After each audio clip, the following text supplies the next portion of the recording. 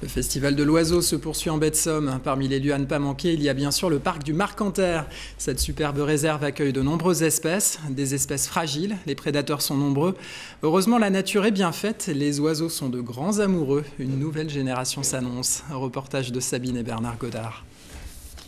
Le soleil à peine levé, Philippe Caruette a déjà les pieds dans l'eau des roselières du parc du Marcanterre. Il vient relever des nasses posées la veille. Si des canards se sont laissés attraper cette nuit, ils seront bagués, puis relâchés. Pas de chance, les nasses sont vides. Il faudra recommencer. Baguer les oiseaux pour les marquer et connaître leurs habitudes est nécessaire. On doit être évolutif. On se base sur des études et sur des travaux qui ont été faits pendant de nombreuses années. Et les populations d'oiseaux ne sont pas statiques. Quand on parle d'équilibre de la nature, c'est ça. Ça monte, ça descend. Et chaque année est différente. Un peu plus loin, un détour par le nid de cigognes tout juste arrivé de migration. Il y a quelques jours, elles étaient encore au Maroc. Elles viennent de s'installer pour nicher.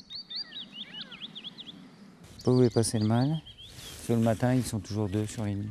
Tous les matins, je passe.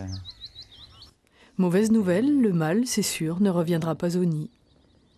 Là, ça peut être que le sanglier, le crâne est complètement broyé. Un renard n'aurait jamais broyé ça. Il y en a partout, ouais. La gestion du parc, c'est favoriser l'équilibre entre les espèces, réguler les prédateurs, améliorer l'habitat pour aider les plus fragiles. Ensuite, on laisse faire la nature. Et là, elle sait être généreuse. 2 grèbes huppées, en séduction, le mâle à peine plus insistant que la femelle. Leur parade nuptiale est complexe. Comme en miroir, ils tournent la tête de part et d'autre et recommencent sans cesse leur ballet. Plus rare et plus théâtrale encore, les joutes amoureuses des garrots à œil d'or. Comme des jouets mécaniques, ils rejettent la tête en arrière en bombant la poitrine. Ensuite, ils iront nicher bien plus au nord, en Scandinavie.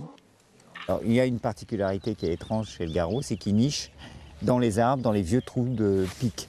Donc il niche à 25 mètres de haut, la femelle va couver dans un arbre, et les petits canetons vont sortir du haut de l'arbre et vont se jeter au sol. Donc c'est des grosses boules de duvet, ils vont rebondir au sol, mais ils vont apprendre à voler sans ailes pour leur première sortie.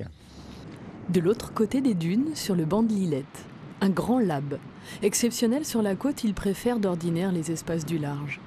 L'autre outil pour étudier l'évolution et la bonne santé des espèces, ce sont les comptages. Chaque mois, les ornithologues, postés sur les dunes, suivent avec attention plus de 360 espèces.